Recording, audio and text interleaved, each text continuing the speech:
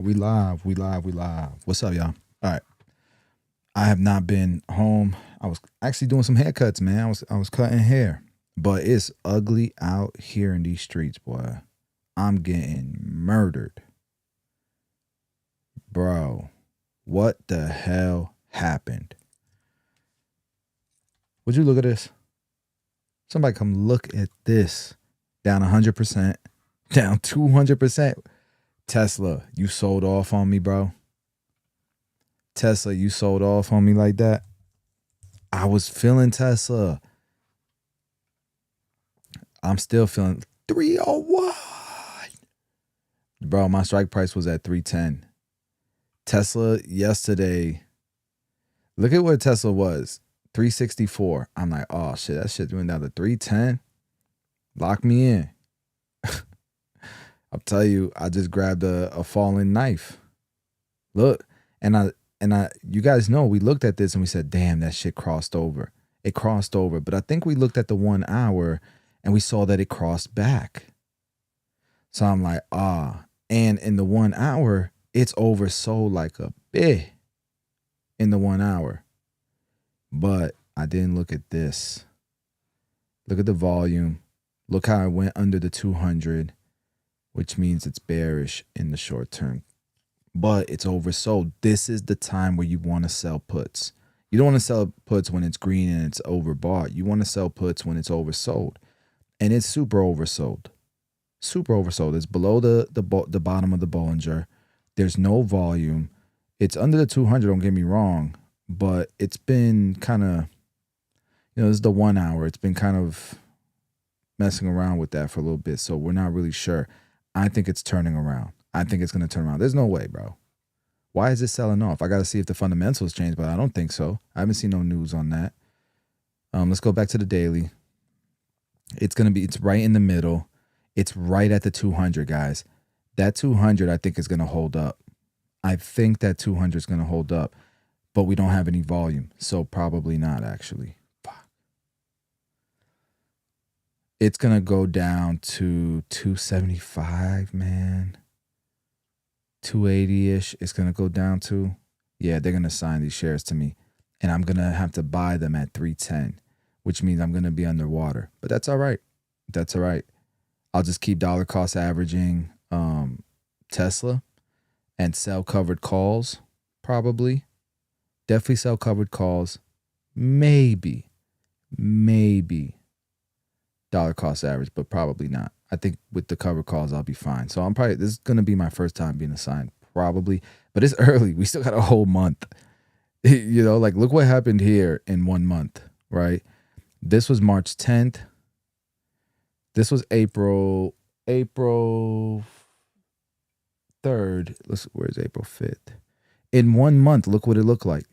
It was at the bottom of the Bollinger. And in 30 days, look where it was at. Right here. Completely turned around. And then 30 days from there, look where it was at. Look where it's at now. But look at this.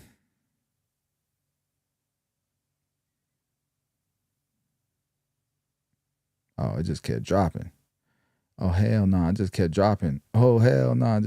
So for 3 months, it just kept dropping. But this was also happening when Elon wasn't paying attention to Tesla. This was also happening before the robo-taxi starts getting launched. This was also happening before a lot of things that Tesla has up their sleeves starts to get launched. And the economy is good. The economy is decent. So I still feel good about this trade. We will see what happens. Like I said, worst case scenario, I don't think it falls below 275 is where I think it'll fall to. Maybe turn around. That's where the last, volume was. And on the daily, that's probably where it'll land to oversold. And then I think it'll turn around. Whether that happens in a month or not, it doesn't really matter because I like Tesla. So what if it happens? What if it doesn't? What if I get assigned in July 3rd, right? And it takes another 3 months like it took this 3 months to turn around, right?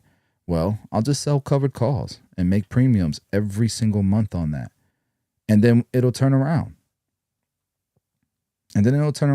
and then I'll sell my shares, possibly break even, and see if there's any other positions I can get to. Or I'll keep the stock because I like Tesla. And my main job is my moneymaker, not stocks.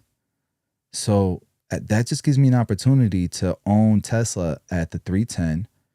You know, if it was 275, even better if it ends up dropping like that.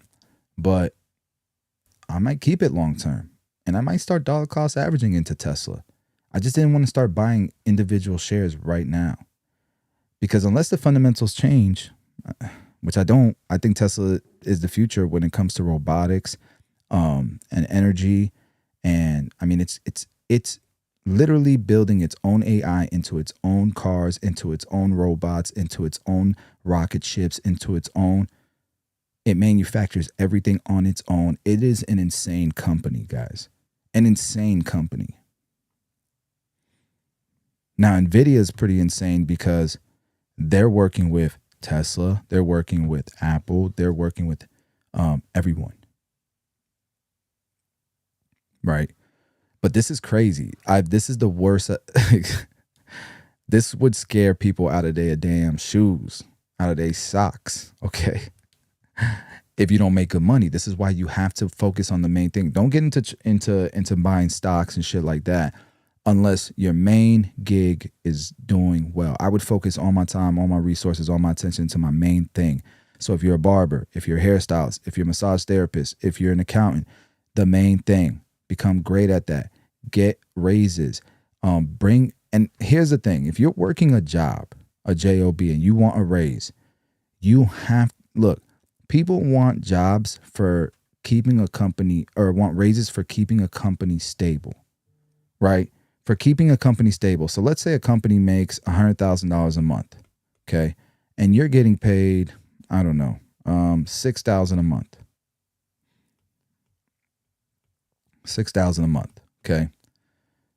You're an expense to this company. And so if the CEO is not seeing growth every year and employees want a raise, the CEO's thinking, damn, I'm trying everything in my power to increase these revenues, but with the current setup I have right now, we're not growing. You know, this person A, person B, person C, right? This person maintains the company. They just do the accounting and stuff. They don't do any revenue producing stuff. This person doesn't either. This person doesn't either. Any revenue producing stuff. Like this person might be, I don't know. All right, so you might have your accountant, you might have your receptionist, you might have your barber. Okay. Now, the barber doesn't, these guys aren't promoting themselves, right? But they don't want to pay commission, or they want to keep the booth rent low. It's like, damn, I want to grow, and I want to put money into the company, and I want to grow it, and I want my barbers to make money, but they're not really producing or participating in this, and I can only do so much. I got us here. I don't know how to get us above that. I need help with that. And everybody on my team, none of them help produce revenues, but they all want raises. And so am I going to give them a raise and pretty much start losing money every month, right? Or am I going to try to hire somebody in marketing, person D? Because we know marketing is a revenue driver. Could the accountant try to help with revenues? Yes. You know how? Think of new products or new industries that you can learn about, master, create a product, okay, that you can either do vertical integration with or broader. So a new product to the same customers that you already have. You know, marketing is for getting new customers. But if you're the expert and you're dealing with these people and there's problems and you can come up with a solution, that's a new product or service that you can offer to the same customers we already have, and that increases revenues. and then go ask for a damn raise.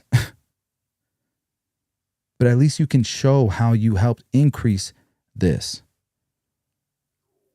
Think like a CEO. Make their job easier. Make the manager's job easier. Make the shop owner's job easier. That's how you win. Servant leadership. You're never going to stop trying to be a solution for somebody, no matter how successful you become. And I got to serve people that make way less money than me if I want to continue to be successful, and vice versa. I got to serve people who make way more money than me if I want to continue to be successful. You got to serve everybody. You got to serve your employees. You got to serve your family, your loved ones. You got to serve everybody. That's God right there. That's God's plan for you. So anyways, same thing with a receptionist. Could you drive sales? Yes, you can try to help increase. There's receptionists that will sit down at their table, and when they're not doing something, they're on their phone, right? But they're not doing anything to help the business. So the receptionist should probably be managing your social media account. And if they're operating the social media account and you're a receptionist and you want to do even better, get really good at social media. Educate yourself. Go take trainings. Show the shop owner or the business owner that you're going and getting better at your job, being more efficient, customer service is better, but you're also driving revenues because you're studying social media. And every chance you get when there's a break, you're going out to the floor, you're going out to the retail area, you're taking pictures, you're documenting what's going on in the business, and you're sharing it on social media, and it's gaining new clients. Not just that, but you could be trying to help create promotional stuff that is in the receptionist area, in the waiting area, whether it's little flyers or it's signage that goes outside or window clings that are that promote something that you see the shop owners trying to promote. Then you can ask for a raise. Barbers, get booked. Get booked. Have a high retention rate. Market yourself and make sure they know what shop you're at. But you know what one of the best marketing platforms is? It's Google.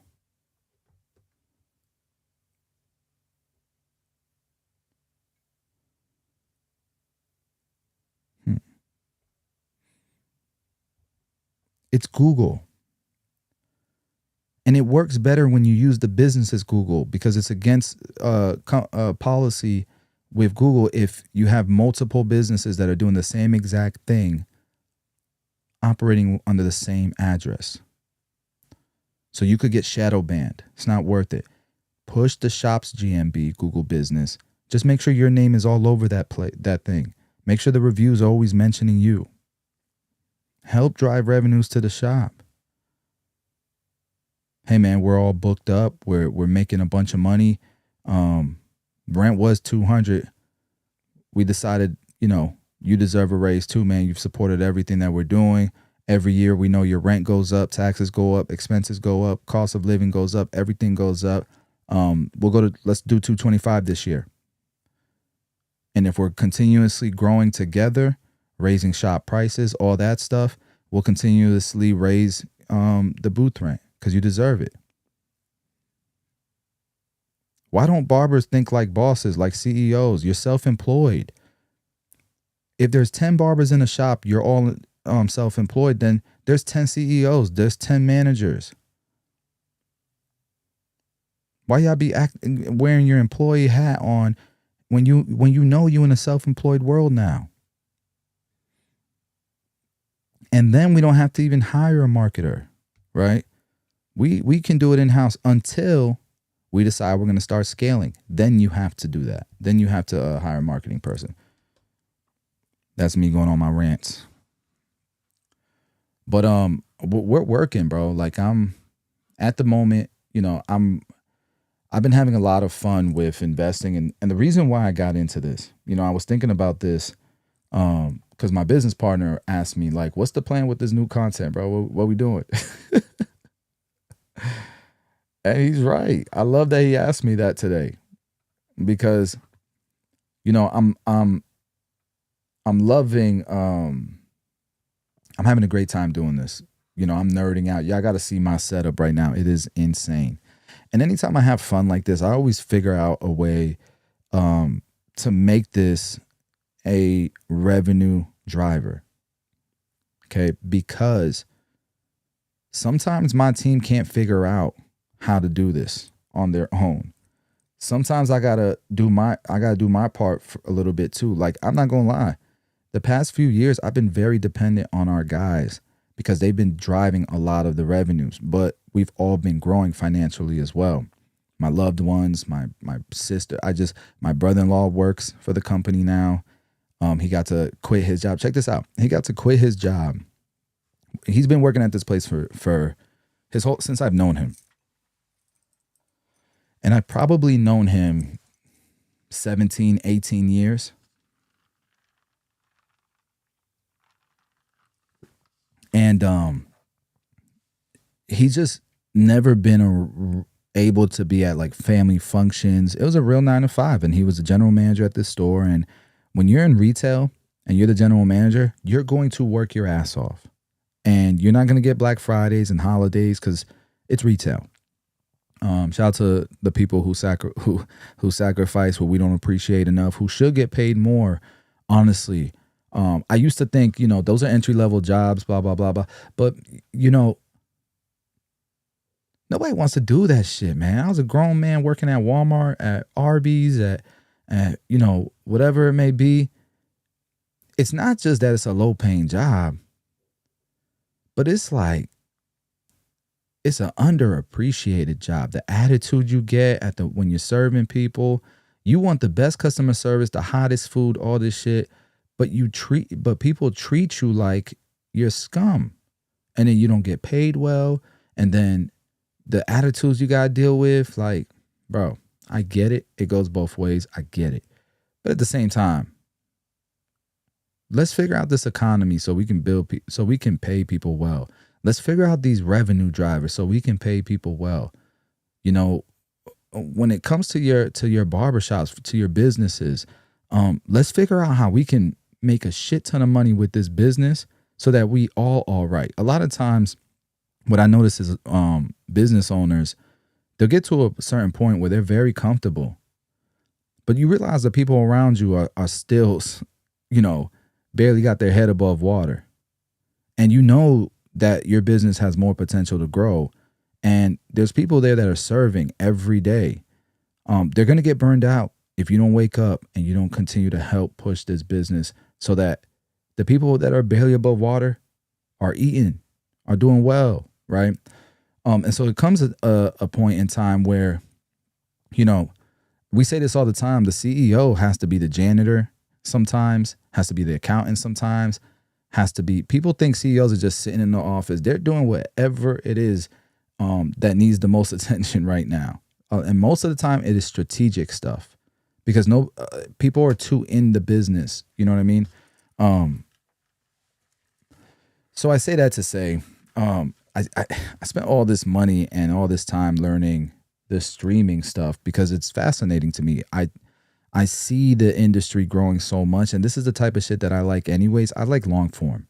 I've never been a TikTok guy. I've never been an Instagram Reels guy, and I know how to do it. I was seeing some success with Reels, but I just didn't enjoy it. It just didn't feel like it was challenging. I had to think things. It didn't even feel like real world, like real life. And so this is the stuff that I like. I want to hang out with people.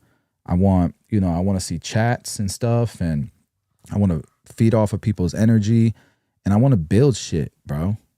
I want to build dope shit, and I want people to feel like they're part of it, because you should be.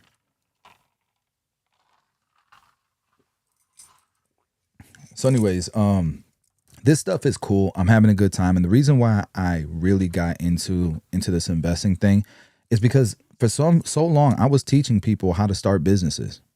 I was teaching people how to start products. I was teaching people how to open barbershops, how to become 6-figure barbers. And what I realized is nobody wants to do that stuff forever, but everybody wants time freedom. Everybody does. Everyone's idea of success is different. Everybody's idea of fun is different, but everybody wants more time to do what they want to do. And, I've been not just seeking for myself. I'm good. I live an amazing life, but I'm trying to do this for people. And it's that, how do you buy your time back? And how can we do it in a way that it's possible for anybody? Because there's a lot of people who can't run a business. It's too challenging. It's too daunting. It's too scary. It's too much of a risk. Or they, for whatever reason, they just don't have, they just don't want to deal with that shit.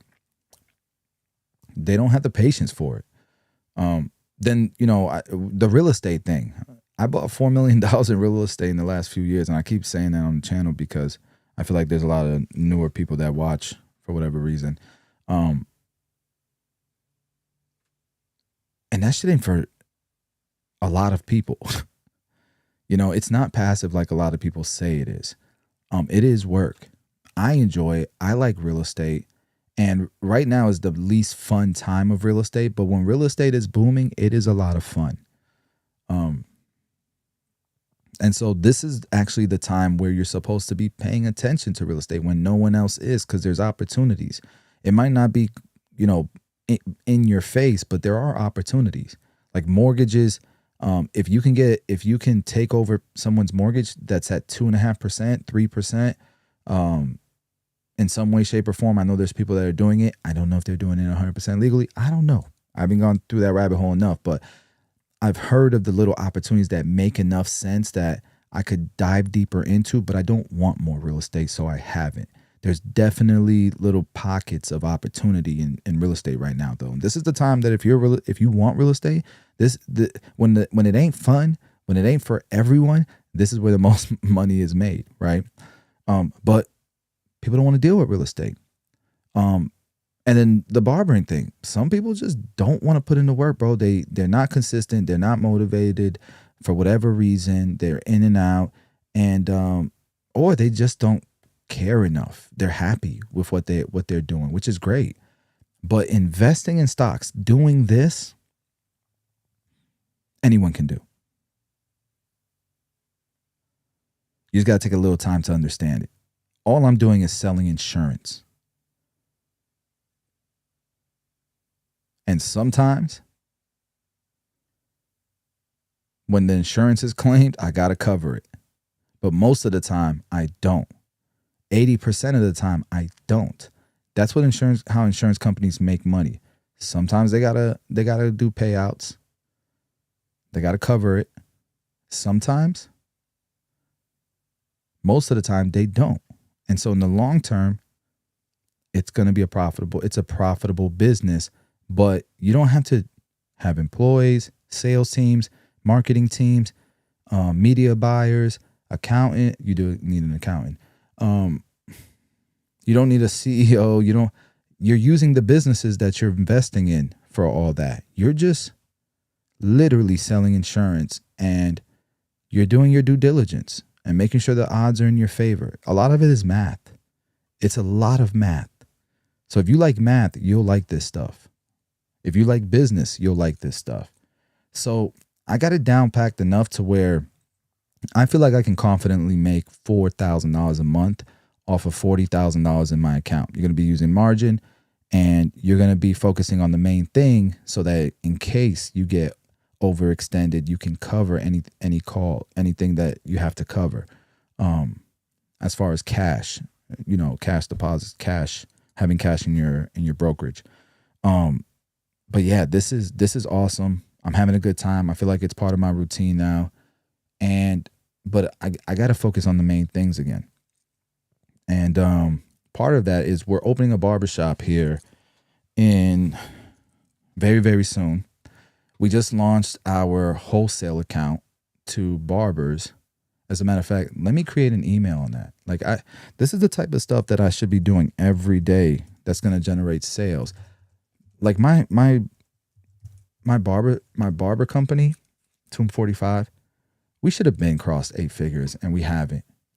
And part of it is because it's been a weird economy. We've been trying to make sure that we had some solid footing, and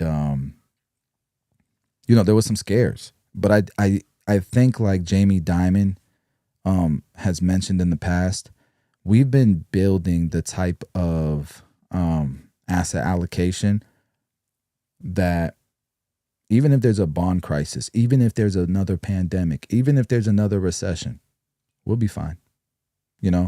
And being able to sleep at night for the rest of my life is more important than whether or not Tomb 45 made $8 million or $10 million or $20 million or $30 million. You know what I mean? Like, I'm okay with losing out on millions of dollars because I could sleep better at night the rest of my life because I saved the game.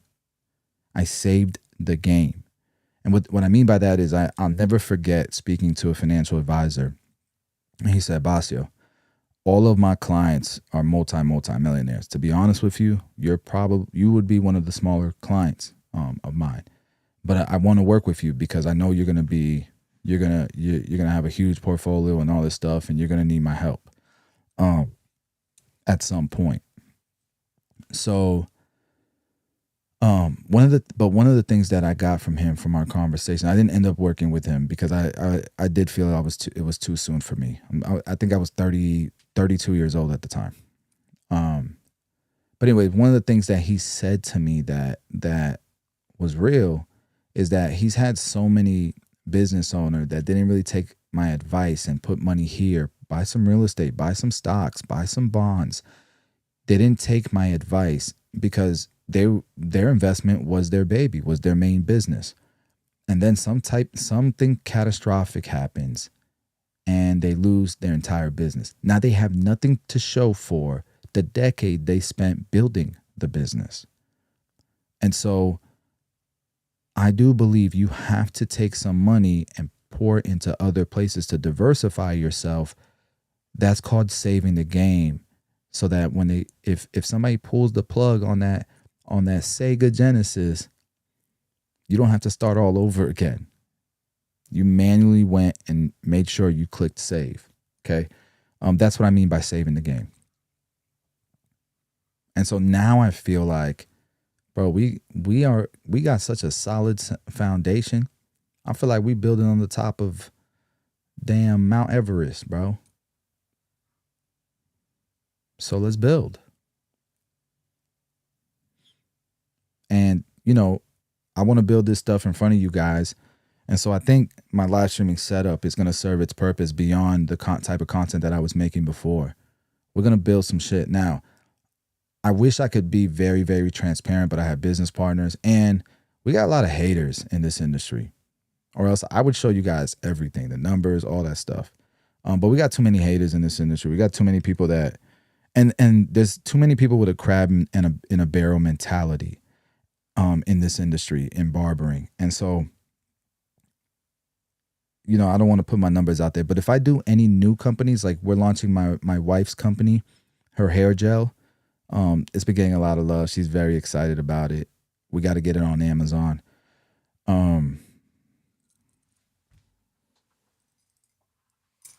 As a matter of fact, that's the move. We got to get this thing on Amazon. Hold on, let me mute my mic while I drink this.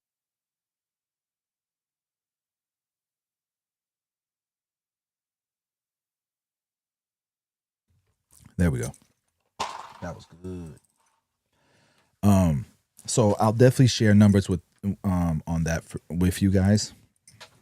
Sorry, I'm all out of focus and stuff. But I'm also building up my barbershops, and I'll share those numbers with you guys. That I don't mind sharing with you guys. I don't think our guys mind either, because I want to inspire people to want to open businesses. And there's so many ways you can do it. But if you don't want to open businesses, I want to inspire you to at least invest. So there's a little bit of everything for you guys on this channel. There's going to be, and if you don't like investing in stocks, that's cool, but you're still going to learn from the business side how to invest in stocks, because that's what you're doing. You're investing in businesses. So you'll see small business exposure. It's a little bit different than what you see here. Okay. Man, what is going on? Tesla's down. How, Sway? All right, what's going on with Tesla? I got to go see this. I'm supposed to be working, but I have to see what's going on with Tesla.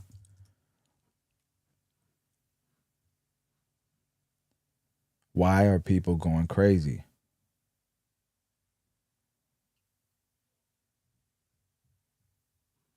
Oh, shit. What happened? I hate this. Is when you buy Tesla. By Tesla that was using the company's full self-driving technology in November 2020. I ain't gonna lie, guys. If I didn't just sell puts on Tesla, I would have went all in. All in.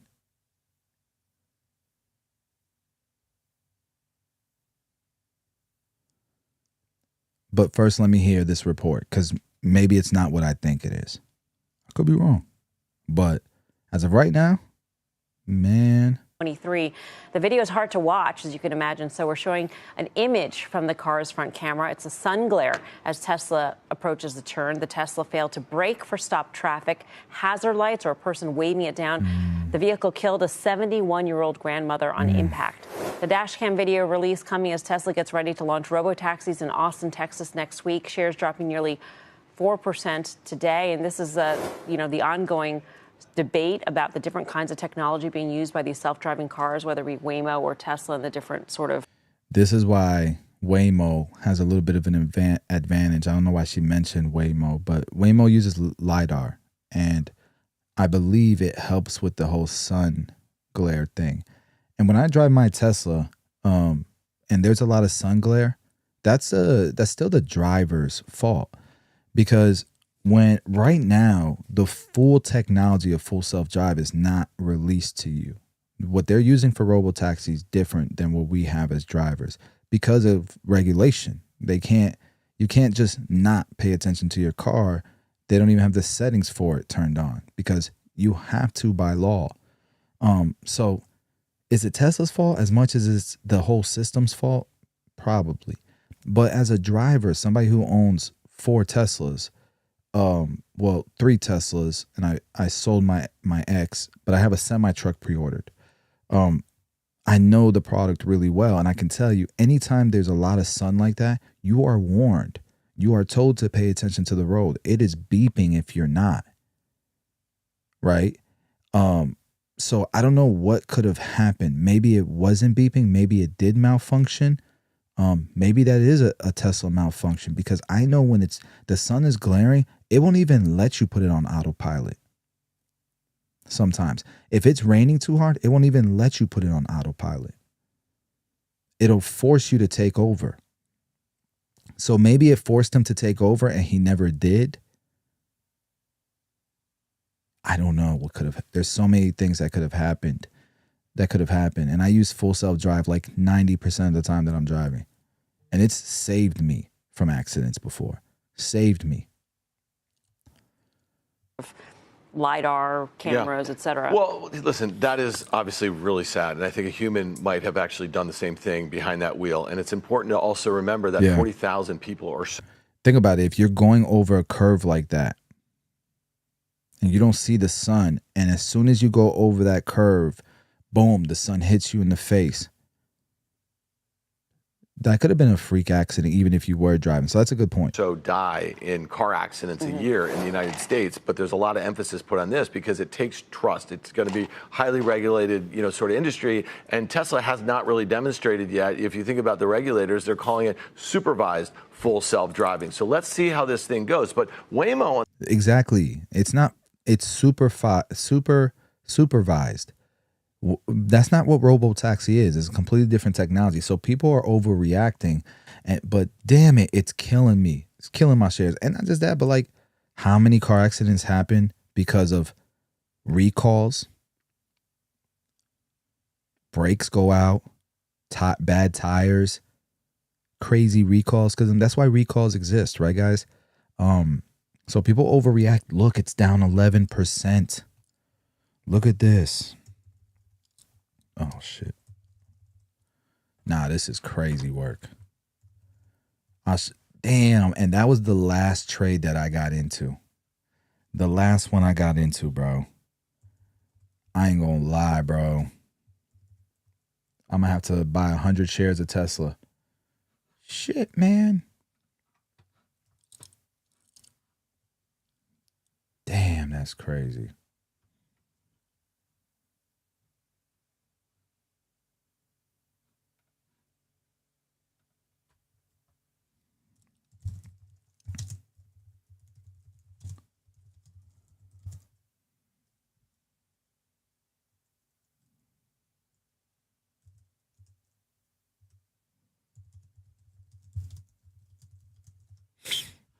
Gotta tell my guys, keep an eye on Tesla. That shit down 293. Oh, I'm getting slaughtered right now. Pause. All right, let's keep watching this. On the other side, you know, they're actually seeing exponential growth, right? In 2023, they passed 1 million paid rides. In 2024, they passed 5 million. This year, they're supposed to pass 20 million, and they're expanding into other cities. And you talk about the difference in technology. I mean, LiDAR, for all intents and purposes, Elon doesn't believe this, is probably better technology. Waymo's getting an advantage. It's crazy because you guys know Waymo's been operating for a while. That shit works perfect. I used the Waymo the whole time I was in Arizona. It worked perfect. And Google's cheap right now. Why didn't I do options on Google? I think because the return wasn't that good. Let me check. Advantage right now, and so again, Tesla will catch up to it, but it's going to take a bit. Yeah, the difference in cost though between the technologies too is enormous in terms of how much a Waymo car costs versus how. That's the reason why Tesla is not going the Waymo route, because it's just way too expensive. You know, the robo-taxis will be profitable right away. Waymos won't be profitable. How much a Tesla car costs because of that added but technology. as they scale, the price is going to come down dramatically. Right now, if you want to launch a robo-taxi fleet in Austin next week or whenever it is, you're going to want the cheaper option, though. I mean, at this point in time, that's what you need to launch. Yeah, I mean, these are just computers on wheels, and it is sad. And you don't know. I've seen studies saying that the self-drive is safer than a human, and then I've seen humans are safer than self-drive. So nobody knows. What I do know is that when I put my microphone on my Siri, it can't say the words. Now, either I have a speech impediment or the technology is just not. Why he take a shot at Apple? Yo, people are like, yo, Apple, what's going on with Siri, bro? Or the technology, you know, if they can't handle that, I'm not sure how they're going to get to where they have to go with self-drive as quick as they want to get there. Switzerland getting. What's that got to do with Tesla though? I thought he was shooting at Apple. What does that have to do with Tesla? Because Grok works amazing. One of those cars, number one. Well, we know that. I'm just saying. I like being behind the wheel for a myriad of different reasons. But just technically speaking, and we talked about this.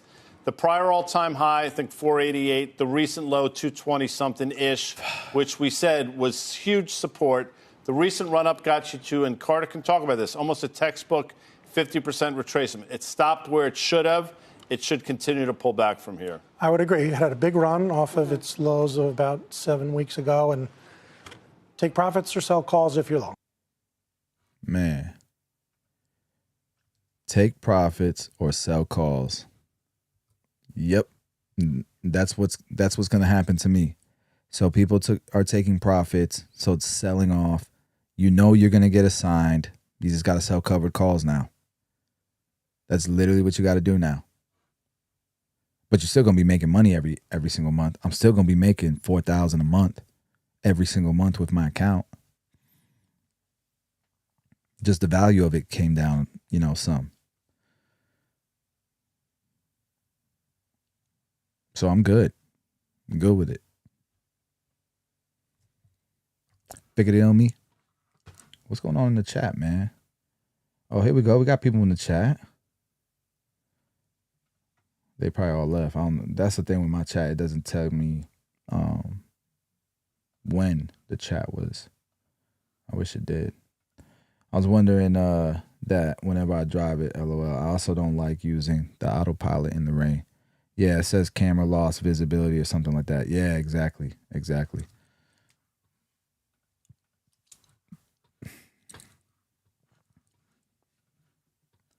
All right, let's get to work though, man.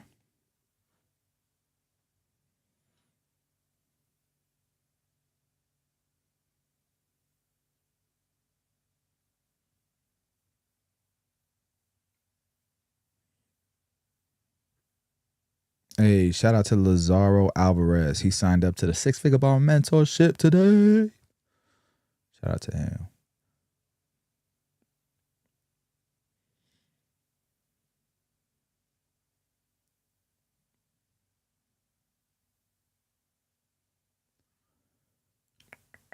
Hey, shout out to Juan Puente for signing up to the mentorship.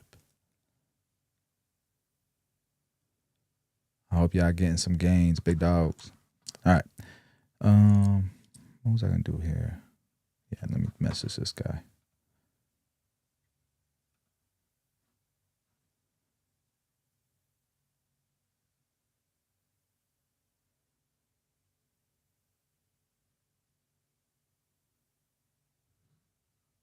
Oh shit, my dog was texting me.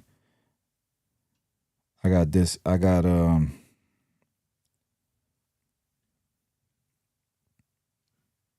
distracted.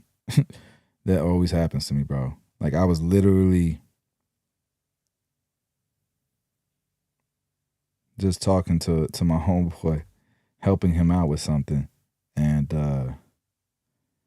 you know how I be, squirrel.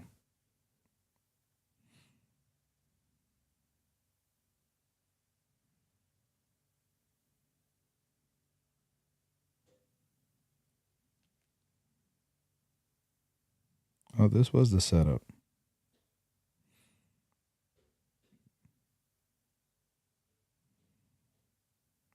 All right, hold on 1 second, yeah.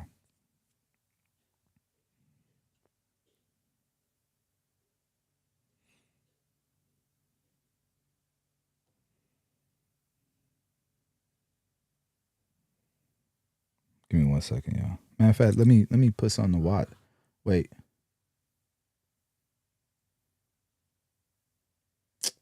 This is a whole different reason why. So here's another reason why. Going head to head with President Trump, shareholders taking that. So wait, they just beating up on Musk right now and Tesla because this is a whole nother reason why it's down so much. In a bad way. Musk tweeting that Trump would have lost the election without his support. Here now for more is Tesla bull. That's how. What? What the fuck is going on with excuse my language. What is going on with Musk? Bro, I ain't gonna lie. I got some clips I want to check out about Musk. Elon Musk going head to head with President Trump, shareholders taking that in a bad way. Musk tweeting that Trump would have lost the election without his support. Here now for more is Tesla bull. That's how you're being described out of Dan I. Bro, what is going on with my dog? They saying it's drugs. That's gotta be you think that's like that's planted? That's just the media getting, that's the new narrative.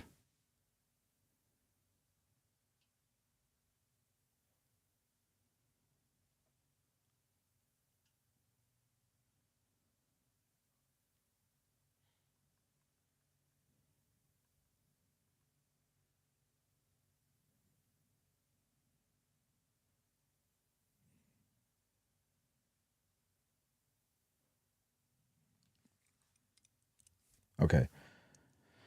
Bro, what the hell? Ives of Wedbush. You just launched the Ives ETF, which I haven't had a chance to congratulate you on. But so let's talk about. I literally got it. Tesla was my last trade yesterday. Should have stayed my ass out of that shit. Why Tesla shares are down so much on the spat between him and the president. I mean, there's a view that the battle here going on between Musk and Trump, that this is going to continue to sort of, increase. And what that ultimately does is that autonomous and the regulatory vision, does Trump now not start to play nice in the sandbox with Musk? I see. So it really comes down to a big piece here is saying, does this beef between Musk and Trump actually continue to increase. And then the positive things you expected from an autonomous perspective and regulatory, now that's off the table because of what's happening here. Right, so it's not so much about the EV mandate, which, as our last guest suggested, was always most likely to go away, and is, as Musk said, it's not even what he was, if we take him at his word, focused on in the bill. But you're saying, look, this is what people were worried about a couple months ago, that if Musk was too close to the administration, they would just do his bidding in terms of autonomous. And we had the video this week that was released of the pedestrian fatality, which is raising questions once again about whether their camera-based technology is the superior way to go, or enough of a way to go versus LiDAR that it should be kind of broadly rolled out. So at the very moment that that's in the spotlight, here goes Elon Musk from the administration, potentially with the administration's ire. Yeah, I mean, the timing is obviously very head-scratching in terms of Musk just going aggressively, right, in terms of the shot across the bow. And I was giving a green light. Next week, you have the launch of Cybercab. You know where my head was at with this trade, though? I'm like, damn, it just went above the 200. It just went above the 200. It's on its way up. It's bullish. And Elon's going back to Tesla. He's focused. The robo-taxi's going to launch soon. I'm just thinking bullish, bro. I'm like, oh, yeah, there's volume here. Yeah, let's get in. That's what I was thinking. But when you sell puts, you're supposed to sell puts when it's red. And you see it like blatantly obvious it's going to turn around. And I got greedy. I deserve it. Robotaxis in Austin. So look, friends fight. So again, I think this is not one that you could basically say this is going to continue to get worse and worse. But clearly there's a line in the sand here. Musk has taken a stance. But I think the broader view, the reason Tesla stock's off the way it is, and I think overdone, is because the view that this means that Trump is not going to play nice when it comes to regulatory, autonomous, and a big part of the view that was going to be a huge positive. And I still believe it is for Musk and Tesla. Why do you not think there's an increase? Let's say the market today is only increasing the chance that the regulation is not as friendly as it was 5 days ago. Do you think that's worth 9% on the share price? No, I mean, I think this is a stock that, I mean, I could argue it could be down a little. And it's my view that, like, if you're a believer in autonomous, like we are in robotics, this is a $2 trillion market cap in terms of Tesla. But the view that you went from basically first buddy in terms of Musk with Trump in the White House, Mar-a-Lago, and now they're doing this fight over social media, it's not what you want to see as a Tesla shareholder. And you saw with Trump, I think Trump's obviously a little taken aback that Musk has taken this much of a stance. But again, this is one where there can be a lot more chapters to this story. I don't think it's done right here. Is there a benefit from Musk distancing himself as it relates to the buying public, the future buying public of Teslas? Well, there's a big benefit. And the benefit, it actually is not about, in terms of their actual customer base in the U.S., whether Democrat or Republican, it's China. Because Musk knows China's the hearts and lungs, not just when it comes to autonomous, when it comes to demand story. The further he distances himself to some extent from, Trump, I think that's one that when it comes to China, in terms of within Beijing, that's definitely not a negative. That's super interesting. So that's our view here. Definitely, get the popcorn out. I don't think we're done here. Dan, I'm glad we could pull you away. Damn. I didn't want to hear that. Damn. Get the popcorn out. We just getting started. Elon, you tripping, bro. Definitely selling covered calls. Shit, man. Shit.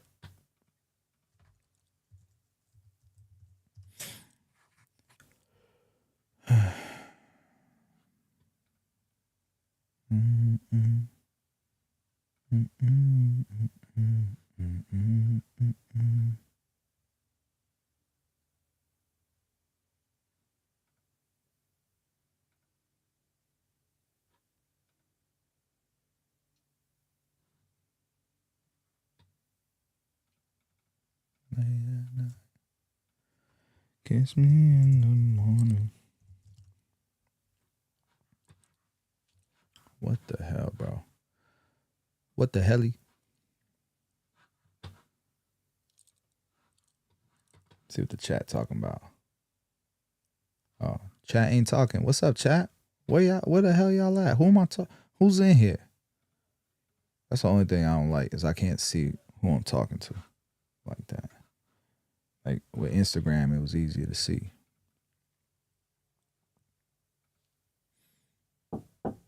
Yep. Hey. Are you working? Yeah, I'm live streaming, boy. Oh, I'm sorry. What's up? What's up, everybody? They can't see you. We're gonna leave for what time you wanna leave for basketball? 3:30. All right, cool. Love you. Boy been hooping. You should have seen him in his first high school workout. Shit was lit. He was hooping, bro. So proud of him. Nice plays, finishing, left hand, right hand, getting the ball up court, hitting threes. Man, he was doing his thing. Freshman, he was one of the like few freshmen there. It was dope seeing him, man. Like if you got a kid you want hooping, they're going into their high school year, or even if they're going into middle school, email the coach. Reach out and email the coach. Because I think a lot of freshmen didn't know they had summer workouts. Because there's barely any freshmen there. And they don't, it's not like they're recruiting you, letting you know about it. So I emailed and he's like, sure enough, yeah, we're gonna start, this day. Just make sure that he's got all his paperwork and he's good to go. And yeah, my son pulled out. He was sitting there proud as shit, man. Love it.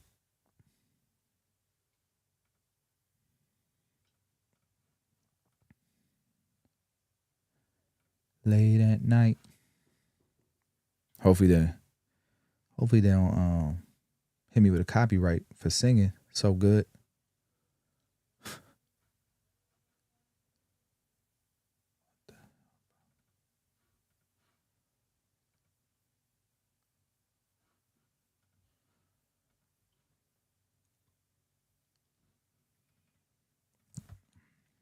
I'm setting up a password here. Damn.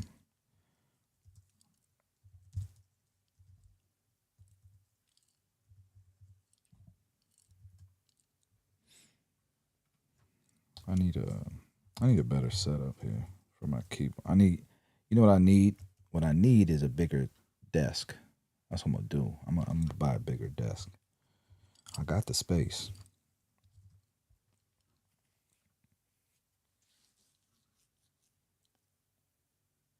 I'm doing too much, bro.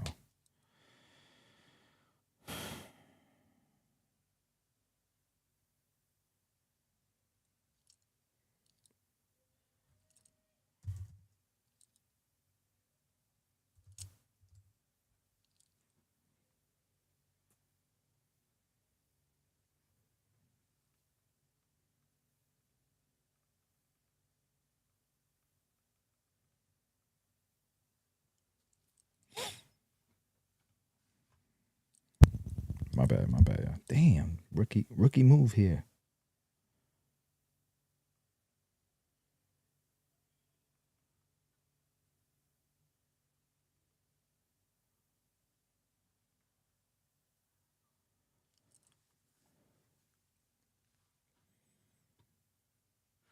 All right.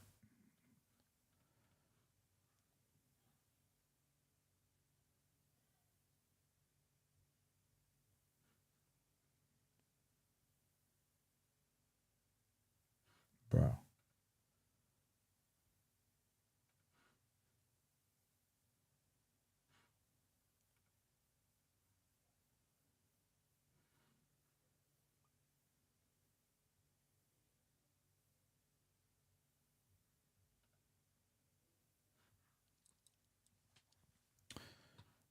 All right. In the meantime, while I'm working, let's see what.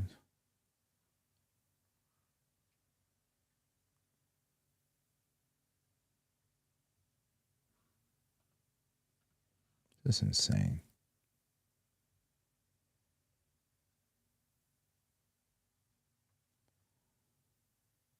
CNN having a field day with this one.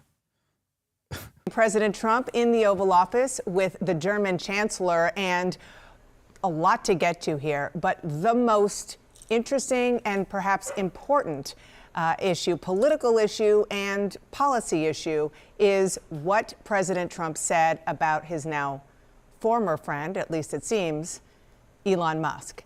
And I want to go to Elena Treen at the White House. Elena, it seems as though we saw kind of the unraveling of a bromance real time. And what our viewers saw was what it turned out to be one side of a fight. The other side was Elon Musk real time using his platform X to respond and kind of push back on many of the things that President Trump said. We're going to show our viewers. You know, they're competitive. I mean, they're competitors. Truth Social, you know, is pretty much a competitor to X, right? But I thought they were thinking bigger. What happened, but I want you to kind of give a sense of what brought us to this extraordinary moment just a few days after he gave a big glowing goodbye to Elon Musk from the White House. Yeah, it's not even a week, Dana, since we saw them both praise each other from the Oval Office days later now. And actually the first time reporters are actually having the opportunity to ask the president about this. Since that moment, we're now seeing this completely fraying relationship on full display. It's very remarkable given just how close I know, my colleagues here at the White House, and I know that the president and Musk have been for months now, really him being one of the president's favorite people on this White House complex. I want to give you a sense just of some of the key things I took away from the president's comments. Overall, though, I would note as well that his tone was strikingly somber when discussing this, and really you could see that it saddened him almost. You could see kind of the emotion in his tone and on his face as he was discussing this. He said, quote, "I've always liked Elon." He said I was very surprised. He said he would have rather had him criticize him directly rather than the spending bill that the president has been working tirelessly with his team to try and muscle through Congress. He said, and this to me was maybe the most notable quote from the president, he said, "Look, Elon and I had being a very key word here, had a great relationship. I don't know if we will anymore." He said he was very disappointed in Musk. He went on to add that Musk knew about the, quote, inner workings of the bill very intimately, and claimed that he only started to take issue with it and had a problem with it once he left the administration, but also once he learned of the breadth of the electric vehicle mandate, really the credits that are being revoked in this bill that, of course, could and will impact Tesla. We also did see, as you mentioned, Dana, Musk respond to this just moments ago on X. He had really been posting throughout the entire time the president was speaking, but then he did post, made this one post linking to a video of the president making these comments about him, and said, "Keep the EV mandates in the bill, but get rid of the pork and the rest of it." He said you could have an ugly big bill or a slim and beautiful bill. So clearly showing, actually at the top of that post, he said, quote, "whatever," really showing, where he stands on this. All to say, I mean, if you just look at months ago, particularly leading up to him being in the White House and then ever since, the president, would parade Musk around Mar-a-Lago and his different properties, but always had him by his side at the dinner table, has continued to allow him to walk into the Oval, unannounced whenever he wanted. This is very far from that, and it's very unclear now where this relationship is going to go. Well, I think we're watching where it's going, and it's going pretty downhill, pretty. He said Musk admitted using prescription ketamine a few years ago for depression, claiming he took a small amount every other week to manage low moods, but they are lying about him taking it every day. I see. There's a video on it. I'm gonna check after this. It's probably worth the watch. Fast. Elena, thank you so much. I am joined here by some really terrific reporters, CNN's Kristen Holmes, Josh Jossi of the Wall Street Journal, Zolan Kanu-Youngs of the New York Times, and CNN's Kylie Atwood. Let's just start by recapping one of the comments that President Trump made about Elon Musk. You saw a man who was very happy when he stood behind the Oval desk, and even with the black eye, I said, "You want a little makeup? We'll get you a little makeup." No. No. But he said, "No, I don't think so," which is interesting. and very nice. See what he said? What the even hell? with the Bro, this is better than Hollywood television, except it really affects our lives. Like, it really impacts our lives. And y'all, you don't have to watch reality TV no more. We got it right here. Shit. black eye, I said, "You want a little makeup? We'll get you a little makeup." But he said, "No, I Get don't you a think little so," makeup? which is interesting and very nice. He wants to be who he is, so you could make that statement too, I guess. Look, Elon and I had a great relationship. I don't know if we will anymore. I was surprised because you were here. Everybody in this room practically was here as we had a wonderful send-off. He said wonderful things about me. You couldn't have nicer. Said the best things. He's worn the hat. Trump was right about everything. And I am right about the great, big, beautiful bill.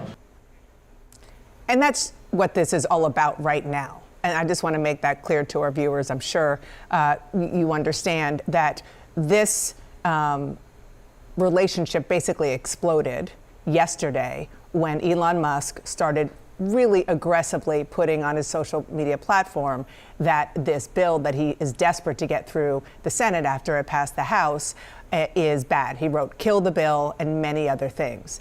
And so you just saw the president say what we just heard.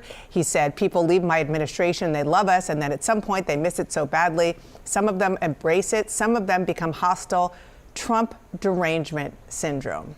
So I ain't gonna lie, man. People done me like that too. This is really fascinating because as of yesterday at the exact same time, maybe a few hours later into the afternoon, I spoke to a number of Trump's top advisors who still were unsure of how he was going to respond to Elon Musk. There were still a lot of questions.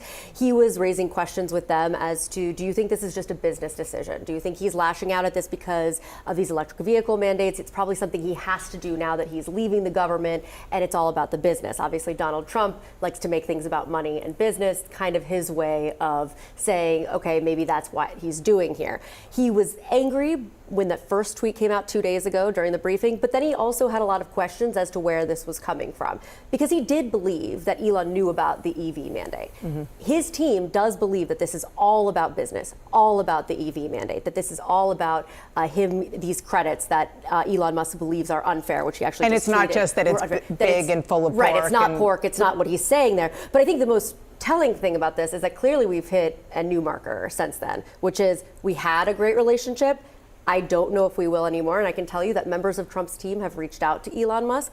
No response. Donald Trump and Elon Musk have not spoken. Yeah, and this was bubbling, though, for several months. I mean, Trump had said publicly, repeatedly, that he and Elon are close and vice versa, but there's been lots of frustrations that have happened between the two men over political endorsements, over Elon trying to get a briefing of the Department of Defense, over China, over some of the other staff fights inside the White House. And Trump's team was ready to see Elon go. There's no doubt about it. Trump himself wanted to have an event on Friday and try to have an amicable breakup here, in part because Elon is such a wealthy donor. He is the richest man in the world. He fueled hundreds of millions of dollars for this campaign. He is a political force to a large degree. He controls one of the main ways that Republicans communicate. I mean, unlike some of the relationships Trump has had, a breakup here could hurt him too. I mean, there really is a lot of caution here that I think his people are trying to navigate. Yeah. Okay, where are we going from here? Because we're playing with live, live rounds. This is what you were referring to. You see on the screen, this is a video of the two of them in the Oval Office, which, by the way, I don't want to let it go unmentioned that the president made fun of the black eye that Elon Musk had. I mean, that was very clear that he wanted to get that in there. But when it comes to the substance of what we're talking about here, I also want to underscore that they are kind of saying the quiet part out loud with regard to Elon Musk's business interests. And the fact that there was even a question inside the White House, maybe by the president himself, because he just said it in the Oval Office, that Elon Musk doesn't like this bill because it's not good for his business. The EV mandate, electric vehicle mandate, goes away. I mean, they're not even pretending that there's no conflict of interest here. And that was one of the things that Musk responded to on X Real Time. He said, false, this bill was never shown. Well, first he said, that's not about that. And then he said, false, this bill was never shown to me even once and was passed in the dead of night so fast that almost no one in Congress could even read it. That was in response to Trump saying he was disappointed with Musk because he knew the inner workings of this bill better than anyone sitting here. You had the president in the Oval Office essentially say that Elon Musk's criticism is a matter of personal grievance. It's a matter of the fact that he thinks that this will hurt his business. Elon, up until this point, when he has shared criticism for this bill, has said that it's about undermining really the effort he took to cut federal bureaucracy, reduce the deficit as well. And he said that it's about sort of fiscal responsibility. Here you have the president completely saying that that is not true and that it's really actually about somebody trying to protect his business, which is interesting also because Elon was with the administration when the Trump administration was rolling back EV subsidies that the Biden administration put forward as well. So that's another detail I had here. But it's remarkable to see here just the shift in the past couple days. I asked the president last Friday about reports of Elon Musk's drug use as well. And he went out of his way to say that that is not a concern, that is not troubling to him, that he still stands by Elon Musk. All of that now to this point where now you have criticism against a signature part of Trump's domestic agenda. And now he's saying, well, this is someone who's just worried about their business, essentially. I don't know about that haircut though, brother. Elon Musk ramping up his campaign against. I feel like it just could have been brought in just a little bit more. All right. I need some motivation, bro. I need some positivity. How y'all feeling, man? I need some positivity. Let's check this out, man. My dog Shaq. Our next guest now is one of the biggest names in basketball. Literally and figuratively. Shaquille O'Neal is an NBA Hall of Famer, 4-time champion, 15-time All-Star, and the list just goes on. He is also quite the successful businessman, and the new docuseries Power Moves details Shaq's efforts to dominate the sneaker game now. It offers a behind-the-scenes look at his attempt to revive Reebok's basketball brand. Shaq, good morning to you, sir. Welcome back. How are you? Good to see you. Good to see you, sir. Do I have to sit in between this feud for the next 5 minutes? Listen, for 30 years, he's always messing with Didn't you? I just gave you your flowers. 30 years. I just gave you your flowers. It was in the prompter. Yeah, thank you. Thank you. But I read the words that are all true, by the way. They didn't sound sincere. The president of Reebok Basketball, for folks who aren't familiar, this is the new docuseries on Netflix. You're also an investor in the company. We've got to disclose that. Why now? Why pull back the curtain on the process now? You know, I could remember, I've always said Reebok was never number one, but never number three. I remember when I signed with Reebok, it was... What he say? Reebok. Pull back the curtain on the process now. You know, I could remember, I just gave you your flowers. It was in the prompter. Yeah, thank you. Wait, Shaq owns part of Reebok now? So he got the Shaqs in Walmart. That boy winning. Thank you. But I read the words that are all true, by the way. They didn't sound sincere. The president of Reebok Basketball, for folks who aren't familiar, this is the new docuseries on Netflix. You're also an investor in the company. We've got to disclose that. Why now? Why pull back the curtain on the process now? You know, I could remember, I've always said Reebok was never number one, but never number three. I remember when I signed with Reebok, it was an emerging company, and then we signed Allen Iverson and Sean Kemp, and we was always in the fold. And then Adidas purchased Reebok and kind of went away. So when it came back up for sale, my partner, Jamie Salter, he purchased it. And, for me, it's just a challenge to bring it back to some type of prominence. Back then, we didn't have as much competition as we have now, so there's a lot of competition. And it's just, it's fun. I had to learn a lot. My mother, Lucille, I know she's watching right now, she said my greatest attribute is that I listen. Because first day I went in, I was like, okay, we're going to do all type of new high tops. And, my son had to let me know that Gen Z doesn't wear high tops anymore. And I didn't know that. So, the fact that I was able to listen to my teammates brought me back to my basketball knowledge because, when you focus on the team, you can win championships. So I'm learning a lot. I'm having a good time. And again, we just wanted to bring them back to some type of prominence. Are you going to bring back the pump? Yes, we are. Ooh. Oh.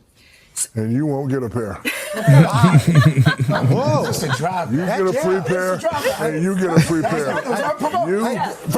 But you gotta appreciate the game. Yes. So, Shaq, we know how competitive you are. So what's the difference or the similarities between basketball Shaq and businessman Shaq?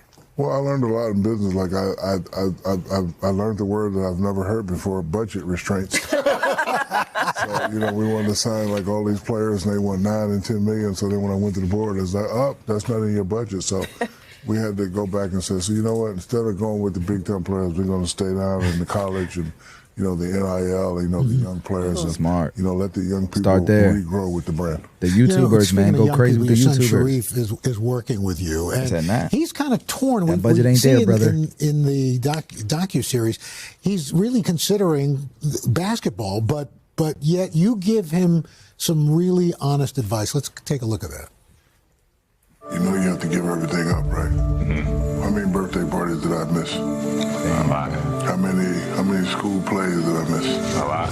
How many times you wake up and not see me there? Damn. A lot. And my dad missed birthdays, games, Christmas. I respect it now. I know when I was a kid, we always used to ask, is Dad going to be here? Damn. We kind of knew that, okay, he's playing basketball, he's busy. I know every NBA player by the family misses a lot of things that they wish they could go to. Are you ready to live that life? Wow. That's a hard truth. When you hear that, do Man, I you love think Shaq, about man. do you think about what you gave up, and do you have some regrets about that? I wouldn't say I have regrets, but, in order to sometimes be great, you have to sacrifice a lot.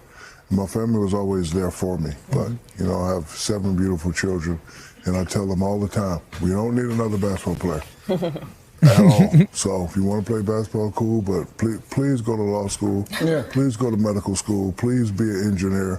Please be a AI inventor. Just do something else. So I give them freedom to be who they are, find out who they are. Yeah. I never press them. And then I tell them a little bit of reality. In order to touch daddy's cheese, you got to show me 2 or 3 degrees. So I try to, keep that balance, but I never say, do this, do this, do this. You just have to live their lives. I hate using this word, but I have 7 perfect children. I haven't had a problem with any of my children ever.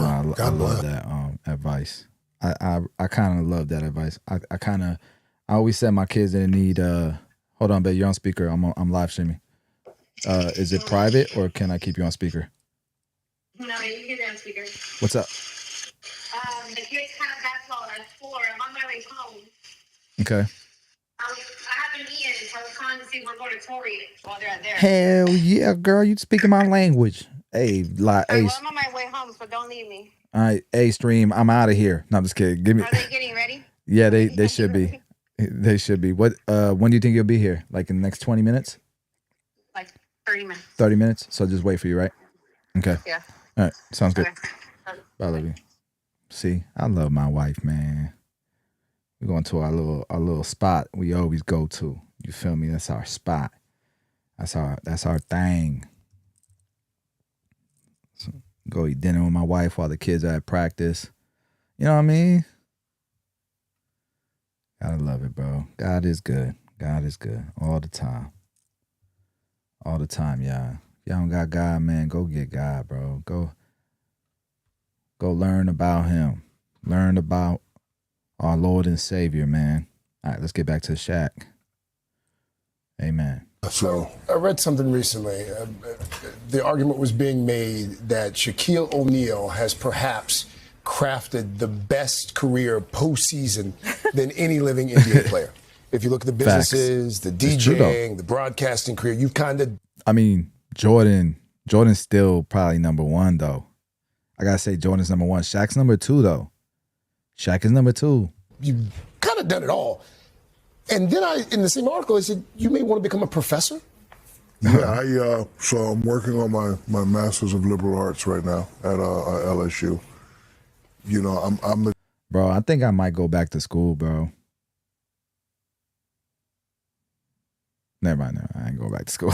Type that if I don't believe you. I do want to take classes at Harvard, that whole thing. I do want to do that. And I know that there's programs that you can. If you own companies at a certain size, or you have a certain net worth, or you have patents or whatever it may be, you could apply based on those things. So I've been thinking about it. Just even if I take one class, that's on my bucket list. I find I don't need a degree, but I'm good with experiencing that, the difficult. And this is no disrespect to sports psychologists, but if you haven't been in certain situations, how can you help me out in certain situations? I went to a sports psychologist one time because we know I'm a terrible free throw shooter, and he was like, and his recommendations were breathe. And I was like, breathe in Sacramento where there's cowbells and breathe is not going to work. So I'm the type, before I even put myself out there, I want to get the knowledge. So in my mind, in my weird mind, I want to be a sports psychologist, and I want to be the first sports psychologist that's available on the academia side and available on the sports side. I think people know in sports situations, they know that I've been there and done that. So if you haven't been there and done that, like, you're great. I would never ask you for advice. You know what? Wow. You know what? That's impressive. Again, drop by. Very impressive. He weaved I had to get him back. But I saw it coming. But weaved it in. It was seamless. Speaking of candy, gummies. Shackalicious. Yes. Sell gummies. So, these are the biggest gummies I've ever seen. And by the way, his face is the gummy. For folks who can't see that. Don't you bite my face, Trey. That's exactly right. No, I'm going to bite your head off. Now, these are regular. These are not like adult gummies. These are gummies. You know what? That's the second person. What are adult gummies? Gummies with THC. No, I don't do that, man. I'm a role model. Stop it. Did they take a hold of your face? How did they do this? I love how everybody else says they're not role models. For about 30 minutes with a straw, and it took a mold, but... I'm not a big gummy fan, but this is good. It is great. I love candy. It's hard to talk after eating these. So me and my team, we had the idea. I said, set me up a meeting with Hershey's. Spill. We're out of time. I need some water. I love Shaq, bro. I'm so glad that they didn't cancel inside the NBA. I wanted to see this real quick. It's 30 seconds. Was blinded by sunlight and struck a passenger. Tesla does rely on vision for full self-driving, while Waymo, which is Google's product, relies on LiDAR sensors and radar sensors, in addition to visual. But to us, I don't think this changes the story fundamentally. Tesla is still holding above its 20-day moving average and remains one of the most important companies in the S&P. You didn't really tell me nothing there, Tom. But I'm assuming he's saying Tesla gonna be all right. There is some breaking news from the White House. President Trump has spoken with Chinese President Xi Jinping about the ongoing trade war. Now, it comes as negotiations have stalled, with even Trump writing on Truth Social yesterday that the Chinese leader is, quote, extremely hard to make a deal with, end quote. CBS News correspondent Natalie Brand is tracking the very latest from the White House for us. So, Natalie, what do we know about those conversations that the president had with Xi Jinping?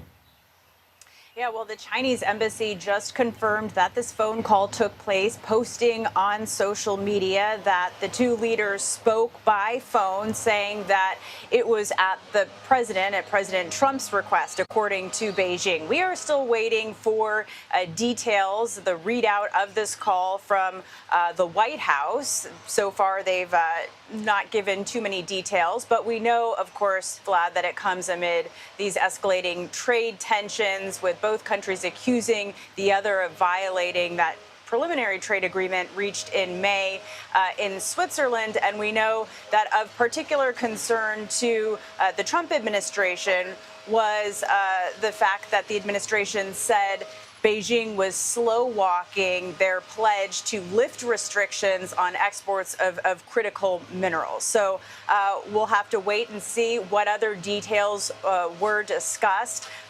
Yesterday when we were talking, we were still trying to figure out when and if this call would take place. But of course, now it has been confirmed that the two leaders spoke, and we'll have to wait. Yo, remember I said I didn't think Tesla would drop under 275?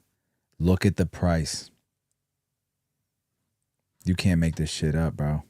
It's down 17% overnight. Elon, fix this shit, bro. What the hell is wrong with you, Elon?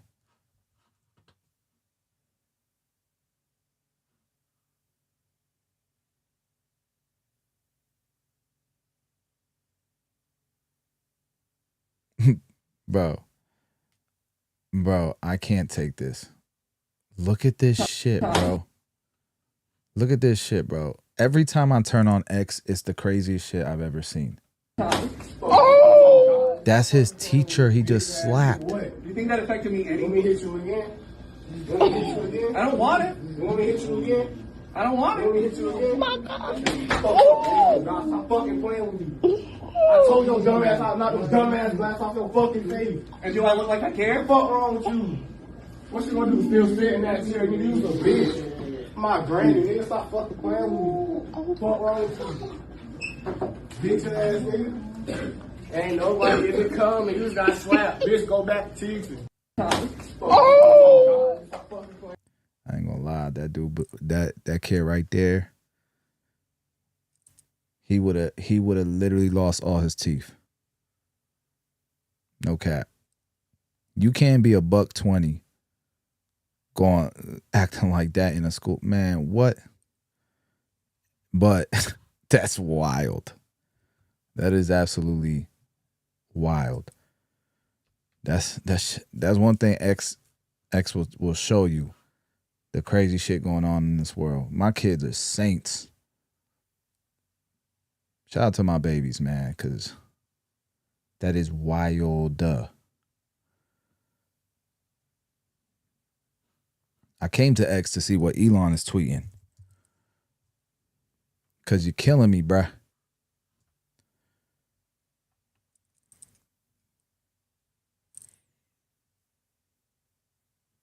Is it time to create a new political party in America that actually represents the 80% in the middle? Damn.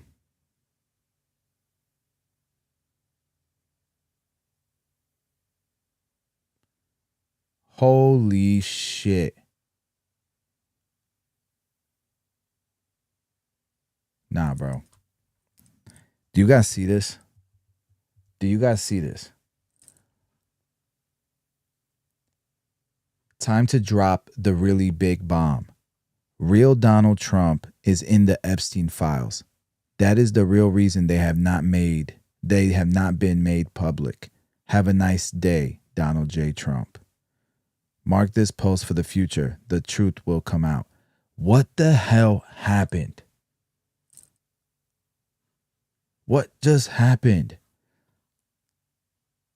This just gets better and better. Go ahead, make my day.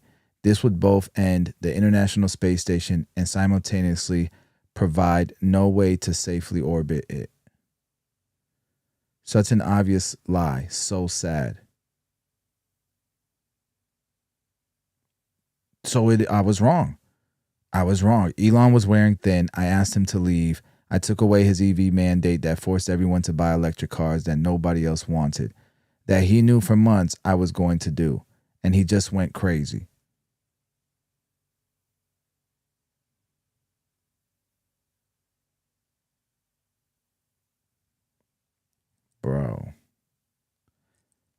Bro. No.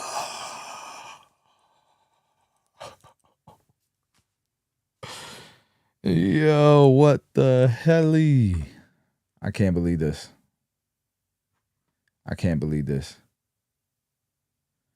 What's up, man? I covered Israel a bunch of times. I still follow it. But I think Israel's a beautiful place. I think the people are amazing. I mean, if you're talking about the politics, if you're talking about the government, I think that's a different topic. But Tesla is getting slaughtered right now. This guy says what Elon Musk is doing is genuinely heroic. He will win no friends in politics and will be ostracized by the current administration, but he is totally right. We, the entire Western world, simply cannot go on pretending our way of life is sustainable. Historically, countries build up surpluses in peacetime and then go into debt to fight wars. We are going into more and more debt during peacetime. Clever economists will tell you this is sustainable. It is not, and someone has to do something about it. Damn, bro. This is what he said about Jared.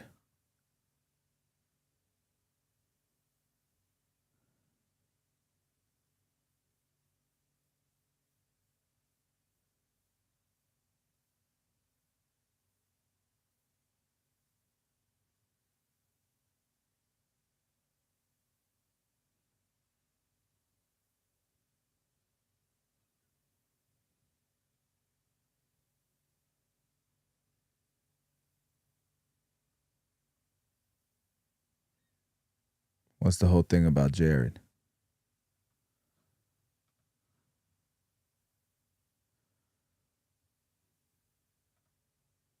I hate Twitter. I don't know how to use this shit.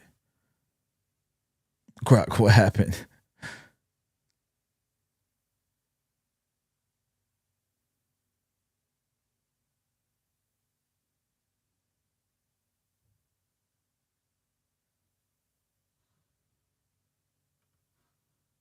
Got it. And that's what happened to Jared. He was pretending he didn't know who he was, but he tweeted about him in the past. Bro, this is insane.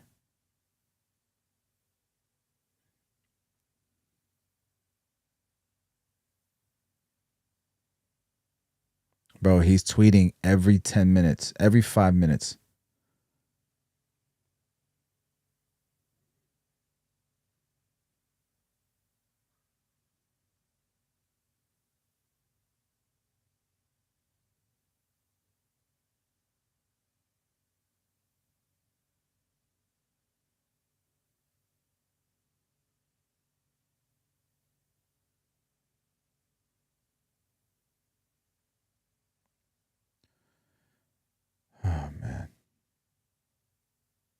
This is me in 2021. That's my recommendation. This is what I remember. We don't need the $7,500 tax credit. People keep saying that he needs tax credits, but there's no car company in the world, from my understanding, that's more profitable than Tesla. Their margins are the highest, the biggest. Now, their margins have dropped substantially because of the trade war, I believe. I could be wrong, but also because, well, Elon wasn't paying attention. He was doing Doge, right? But I always remember Elon saying, we don't need the subsidies. And it's not like Biden liked Elon either. Biden didn't like Elon either. And Biden would mention every car company as leading innovation in EV. And I remember he named every car company except for Tesla. And Tesla was obviously number one. Obviously, not even close. Combine them all together, they weren't Tesla. So it's not like the EV tax credit was for Tesla. It kept other car companies in the game, and it made them actually consider and care about creating EVs where there just wasn't demand for it. And even the subsidies weren't enough incentive to keep these car companies in the EV game, where Elon, that's all he does. We don't need the $7,500 tax credit. I would say, honestly, I would just can this whole bill. Don't pass it. That's my recommendation. Wow. What about the support? He didn't want the bill. He'd rather not get into the deficit. Yo. Though for the charging network, I mean, there are parts of this bill and no. No, I mean, do we need support for gas stations? We don't. So there's no need for this for support for a charging network. I would delete it. Delete. Okay, all right. I'm literally saying get rid of all subsidies, but also for oil and gas. We don't need the $7,500 tax credit. I would say, honestly, I would just can this whole bill. Don't pass it. That's my recommendation. What about the support though for the charging network? I mean, there are parts of this bill and no. No, I mean, do we need support for gas stations? We don't. So there's no need for this for support for a charging network. I would delete it. Delete. Yeah. Okay. All right. I'm literally saying get rid of all subsidies, but also for oil and gas. So, Trump's saying that Elon was upset ever since you guys remember, Trump's like, he knew about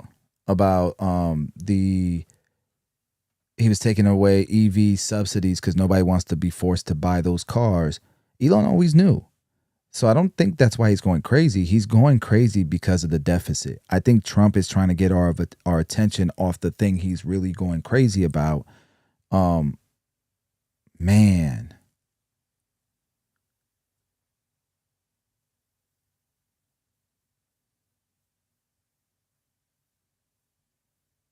And it's crazy because Elon was going hard in the paint for Trump.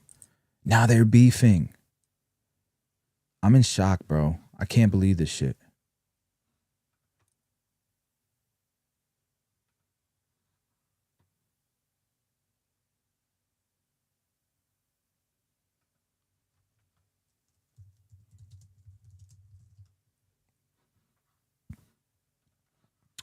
Well,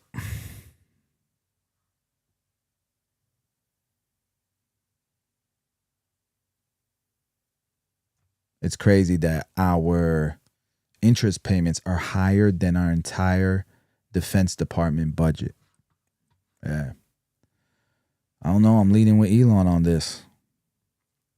Can't believe I'm saying it. No, I'm just kidding. All right. And I've gotten no work done. I lied. I've gotten work done. I'm setting up my Stripe account right now for barbershopforum.com. That's a software that we're going to be launching to the public, and it's going to include a lot of mentorship. So, let's see, text message.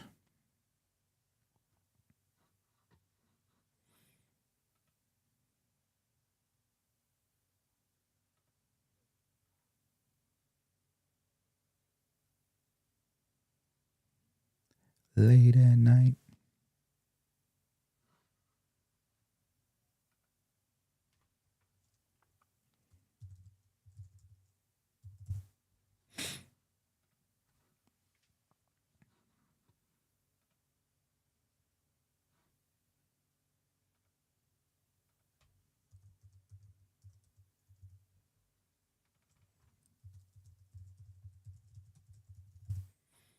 I gotta leave in a bit here, guys. So this is what I'm building, guys. Let me show you guys.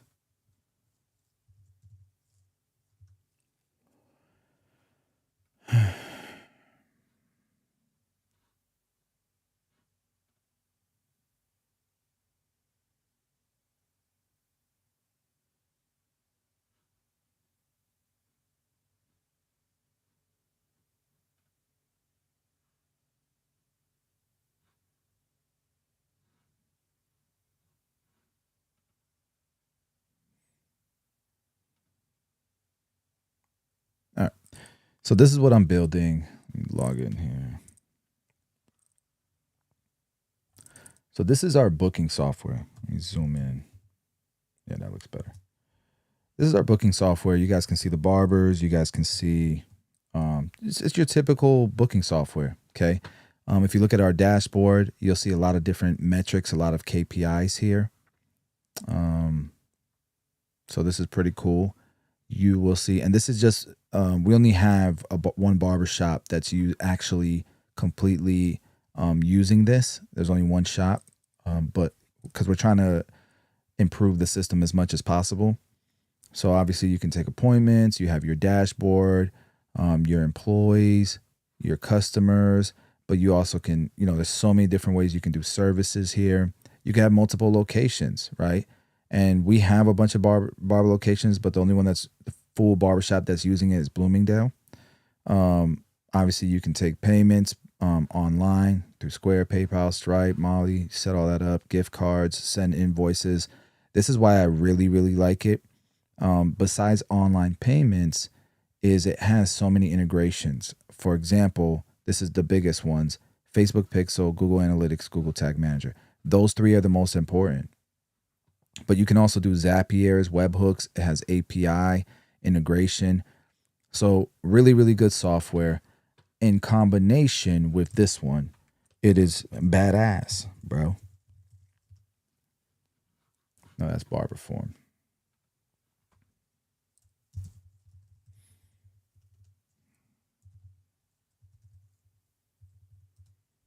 All right, so this is the new, this is going to be what we include with it. So you would come to barberform.com, you would sign up, and you would get access to the booking software, right?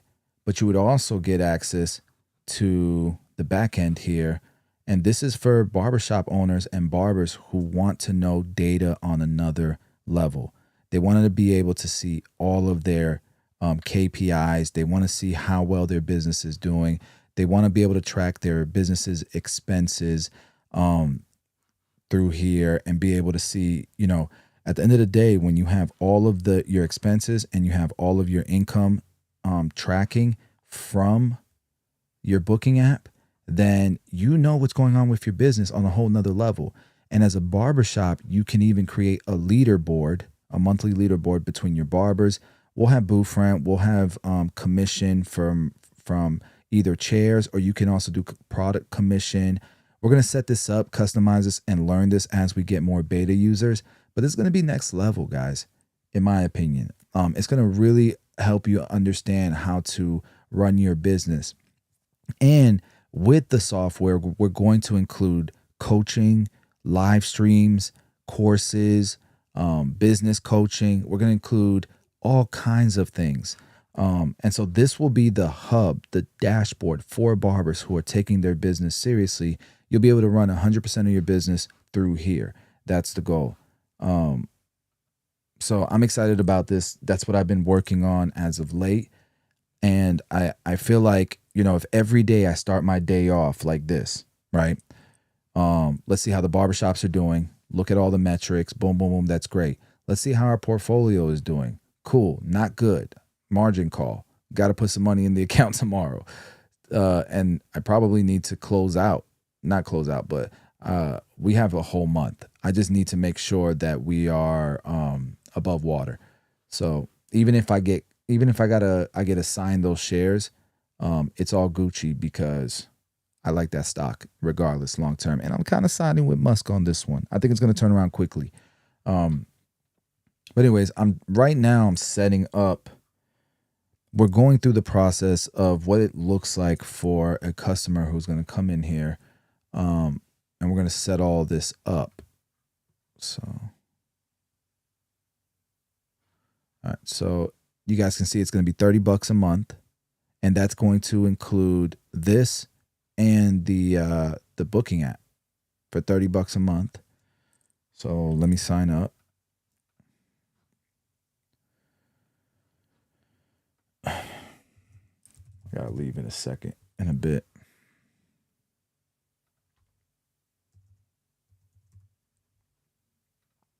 Late at night, kiss me in the morning. I don't even know if I'm singing that right. We gotta get rid of that logo. So once you sign up, it's going to set you up with a consult to integrate 6FB booking. That's got to be different.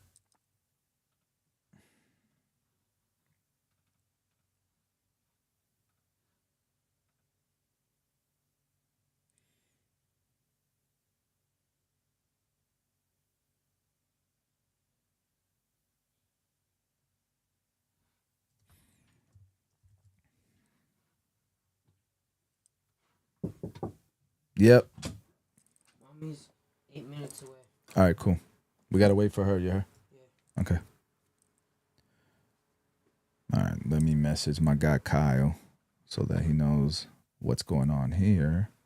Do you want us to meet her downstairs or her come upstairs? We can meet her downstairs. Okay. All right, y'all. That's it for me today, man. Thank you guys for hanging out with your boy. I appreciate it. How long we been live? Not that long. I might go live later on today because I need some more content over the weekend and stuff.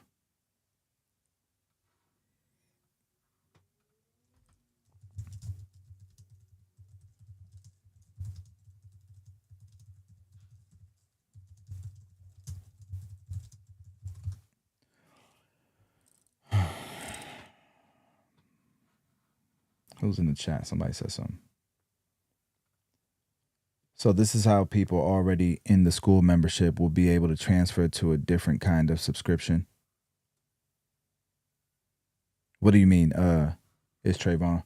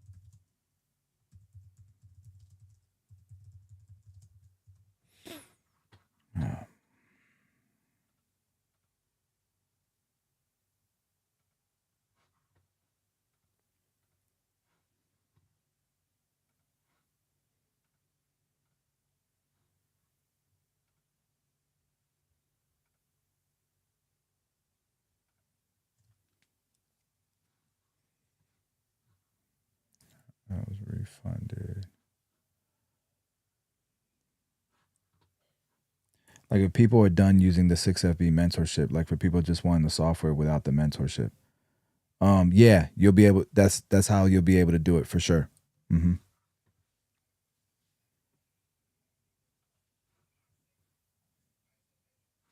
If you want to continue to use like the systems and stuff, it'll be about $40 a month for everything. Nah, I lied. I think it'll be $50 a month for everything, but you're gonna get, you know, all the software that you need for $50 a month. It replaces, you know, all the other softwares that are out there. Plus, if we can grow this business far enough, we'll include the weekly live streams, and we'll include some, you know, some content, just a course on how to use the software.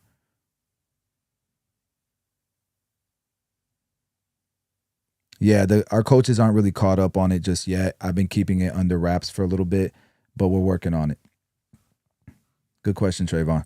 All right, you guys, I'm out of here. I appreciate you guys hanging out on the live today. I might be back on later on tonight where we can actually, maybe I'll have something to show you guys by then. So, y'all have a good one. Thanks for hanging out, y'all.